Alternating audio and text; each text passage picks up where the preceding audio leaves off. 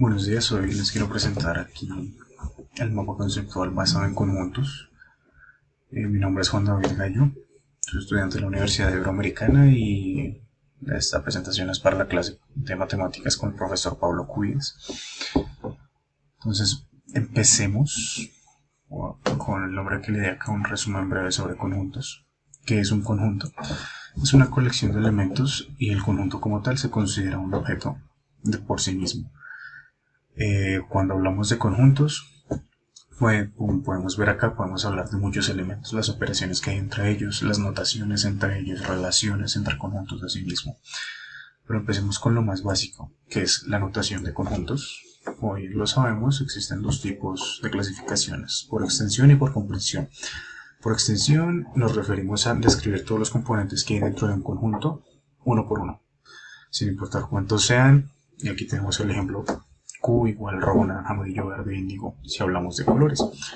Si hablamos por comprensión, ya tenemos en cuenta que en cualquier conjunto pueden haber muchísimos elementos y por extensión resultaría demasiado extenso, perdón la redundancia. En este caso, se pueden describir los conjuntos mencionando las características que comparten los elementos que lo conforman. Por ejemplo, tenemos el ejemplo abajo, C igual a X, o sea, teniendo en cuenta que X es un país. Entonces, todos los factores X que se pongan acá se consideran que hacen parte del conjunto de países. Esta es una manera de hacer más corta a la hora de nombrar un conjunto. Después nos vamos a enfocar en las operaciones y las relaciones. Como pueden ver, son muy parecidas, ya que aquí, bueno, explicamos qué es lo que significa la relación, pero las operaciones y los, bueno, entre conjuntos es en lo que nos debemos enfocar realmente. Tenemos estas, empecemos por lo más simple, unión. Se representa por la letra U mayúscula. Esto lo que explica es que F unión B vamos a tomar en cuenta los elementos dentro de ambos conjuntos. O sea, una vez se unen, todos los elementos, incluidos los de la intersección, hacen parte del mismo conjunto. Si vamos al otro lado, intersección, ahí es al contrario. Cuando hablamos de intersección, que se representa con la letra U al revés, N mayúscula se puede decir. F intersección B, tomamos en cuenta solo los elementos que están en la intersección, es decir, los elementos que se repiten tanto en A como en B. Nos enfocamos en el complemento de un conjunto. Esta es una operación un poco compleja, pero que básicamente nos permite crear un conjunto de complementos dentro de un conjunto universal que no se encuentran dentro de un conjunto A, por ejemplo. Podemos mirar aquí el ejemplo. Tenemos el conjunto A. Si decimos conjunto A, complemento de un conjunto A', todo el complemento siempre se va a marcar con un apóstrofe, A'. El resultado son todos los componentes del conjunto universal, o sea, que existen en el conjunto universal que no están dentro del conjunto A. En este caso tenemos el ejemplo de conjunto de números del 1 al 9, solo tenemos 1, 2 y 9, entonces el complemento de ese conjunto son todos los números del 1 al 9 que no están dentro del conjunto. Ahora vamos a diferencia.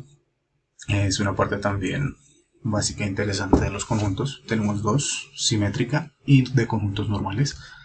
Nos enfocamos en F-B, por ejemplo, y aquí lo que tomamos en cuenta es todos los factores o elementos de F que son exclusivos de F y que no se repiten en B, ni que hacen parte de B.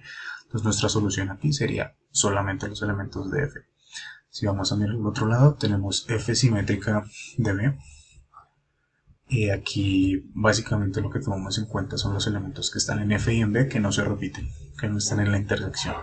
Así que nuestra respuesta es solamente los elementos únicos de cada conjunto, sin tomar en cuenta los que están repetidos. Eso en cuanto a las diferencias y a las diferentes operaciones. Y pues aquí nos enfocamos mucho en lo que hablamos arriba. Tenemos la relación de pertenencia y no pertenencia, que se define acá con este símbolo. Básicamente es para señalar que un conjunto de elementos hacen parte o pertenecen a otro conjunto o no pertenecen a otro conjunto. La intersección acá, formado por elementos de A y C, tenemos en cuenta solo la intersección, como en la operación unión, tomamos en cuenta todo el conjunto.